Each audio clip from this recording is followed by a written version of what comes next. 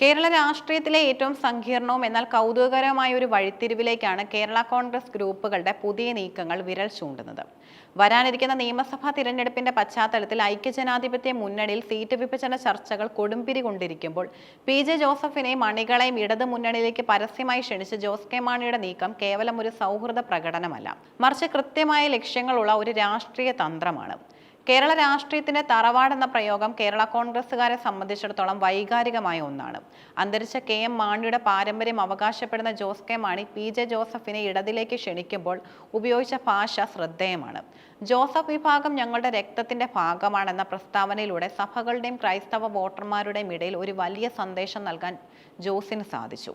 പണ്ട് K M. മാണിയും PJ. ജോസഫും ലയിച്ച് ഒന്നായ ചരിത്രം ഓർമ്മിപ്പിച്ചുകൊണ്ട് യു.ഡി.എഫിൽ ജോസഫ് ഗ്രൂപ്പ് അനുഭവിക്കുന്ന അവഗണനയെ മുതലെടുക്കാനാണ് ജോസ് ശ്രമിക്കുന്നത്. ജോസഫിനെ ഇടതിലേക്ക് കൊണ്ടുവരുന്നതിലൂടെ മധ്യ തിരുവിതാംകൂറിലെ ക്രൈസ്തവ വോട്ടുകളിൽ എൽ.ഡി.എഫിന് ചോദ്യം ചെയ്യപ്പെടാത്ത ആധിപത്യം ഉറപ്പിക്കാൻ കഴിയുമെന്ന് മുഖ്യമന്ത്രി പിണറായി വിജയനും കണക്കുകൂട്ടുന്നു.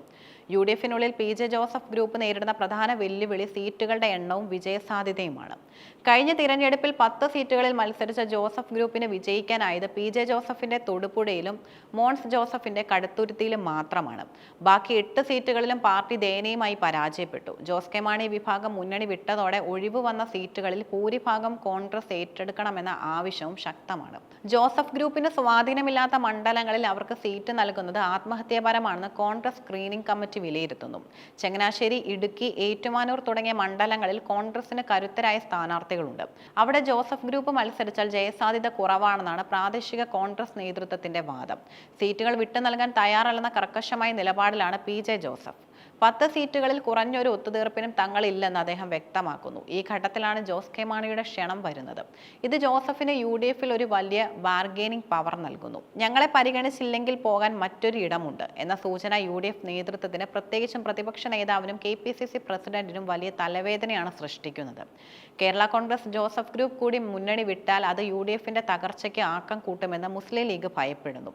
കേരളത്തിലെ കത്തോലിക്ക സഭ ഉൾപ്പെടെയുള്ള ക്രൈസ്തവ വിഭാഗങ്ങൾ കേരള കോൺഗ്രസുകാർ പിന്നിച്ചു നിൽക്കുന്നതിൽ അതൃപ്തനാണ്. കേരള കോൺഗ്രസ് ഗ്രൂപ്പുകൾ ഒന്നിച്ചു നിൽക്കുന്നത് സഭയുടെ രാഷ്ട്രീയ വിലപേശൽ ശേഷി വർദ്ധിപ്പിക്കുമെന്ന് അവർ വിശ്വസിക്കുന്നു. ജോസ് കെ മാണിയുടെ പുതിയ നീക്കം സഭാ നേതൃത്വങ്ങൾക്കിടയിൽ പോസിറ്റീവായ ചർച്ചകൾക്ക് വഴിവെച്ചിട്ടുമുണ്ട്. കേരള കോൺഗ്രസുകാരുടെ ഏകീകരണം നടന്നാൽ അത് എൽ.ഡി.എഫിൽ വലിയൊരു വിഭാഗം വോട്ടുകൾ ഉറപ്പിക്കാൻ സഹായിക്കും.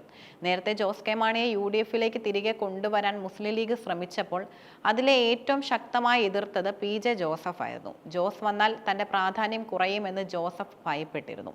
എന്നാൽ ഇന്ന് കാലം മാറി. ജോസ് എൽ.ഡി.എഫിൽ കരുത്തനായി തുടരുന്നു.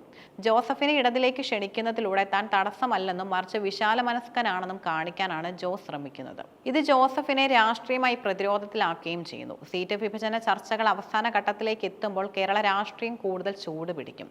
ജോസഫ് ഗ്രൂപ്പിന് അർഹമായ സീറ്റുകൾ നൽകി യു.ഡി.എഫ് അവരെ അനുനയിപ്പിക്കുന്നു. സീറ്റുകൾ കുറയുന്നതിൽ പ്രതിഷേധിച്ച് ജോസഫ് ഗ്രൂപ്പിലെ ഒരു വിഭാഗം എൽ.ഡി.എഫിലേക്ക് ചേക്കേറുന്നു.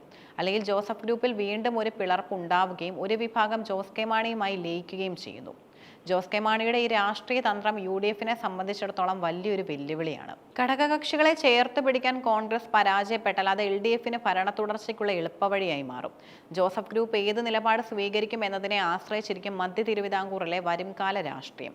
ജോസ് കെ മാണിയുടെ രാഷ്ട്രീയ നീക്കത്തെ പ്രതിരോധത്തിലാക്കാൻ യു.ഡി.എഫ് ബഹുമുഖ തന്ത്രങ്ങളാകും വരും ദിവസങ്ങളിൽ സ്വീകരിക്കുക. ഒന്നാമതായി പി.ജെ. ജോസഫിനെ മുന്നണിയിൽ ഉറപ്പിച്ചു നിർത്തുന്നതിനായി മുസ്ലിം ലീഗിനെ മുൻനിർത്തിയുള്ള അനുനയ ചർച്ചകൾ കോൺഗ്രസ് ശക്തമാക്കും.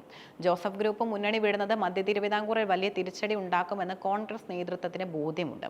അതിനാൽ അവർ ആവശ്യപ്പെടുന്ന 10 സീറ്റുകൾ പൂർണ്ണമായി വഴങ്ങിയിട്ടില്ലെങ്കിലും വിജയസാധ്യതയുള്ള സീറ്റുകൾ വെച്ചു മാറുന്നതിലൂടെ സ്വതന്ത്രരെ നിർത്തുന്നതിലൂടെയോ ഒരു ഒത്തുതീർപ്പ് ഫോർമുല രൂപപ്പെടുത്താൻ യു.ഡി.എഫ് ശ്രമിക്കും.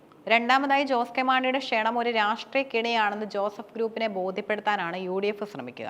എൽ.ഡി.എഫിൽ ഇതിനോടകം തന്നെ ജോസ് കെ മാണി വിഭാഗവും CPI-യും തമ്മിൽ സീറ്റുകളെ ചൊല്ലി തർക്കമുണ്ടെന്നും അവിടേക്ക് ജോസഫ് കൂടി ചെന്നാൽ അർഹമായ പരിഗണന ലഭിക്കില്ലെന്നും കോൺഗ്രസ് പ്രചരിപ്പിക്കും. ജോസഫിന്റെ വിശ്വസ്തനായ മോൻസ് ജോസഫിനെ പോലുള്ള നേതാക്കളുമായി നേരിട്ട് ആശയവിനിമയം നടത്തി മുന്നണിയിലെ ഐക്യം നിലനിർത്താൻ ഉമ്മൻചാണ്ടി ശൈലിയിലുള്ള തന്ത്രങ്ങൾ നേതൃത്വം പയറ്റും. കൂടാതെ ക്രൈസ്തവ സഭാ നേതൃത്വങ്ങളെ സമീപിച്ച് ജോസഫ് ഗ്രൂപ്പ് യു.ഡി.എഫിൽ തുടരേണ്ടതിന്റെ അനിവാര്യതയെ ബോധ്യപ്പെടുത്താനും നീക്കമുണ്ടാകും. ഇടതുപക്ഷത്തിന്റെ ചില നയങ്ങൾ സഭയ്ക്ക് വിരുദ്ധമാണെന്ന് ചൂണ്ടിക്കാട്ടി സഭയുടെ പിന്തുണയോടെ ജോസഫിനെ പിടിച്ചു നിർത്താനാണ് യു.ഡി.എഫ് ലക്ഷ്യമിടുന്നത്. ചുരുക്കത്തിൽ വിട്ടുവീഴ്ചകൾക്ക് തയ്യാറാണെന്ന സന്ദേശം നൽകിക്കൊണ്ട് തന്നെ ജോസഫ് ഗ്രൂപ്പിലെ അസംതൃപ്തി പരിഹരിക്കുക എന്നതാകും യു.ഡി.എഫിന്റെ പ്രധാന പ്രതിരോധം.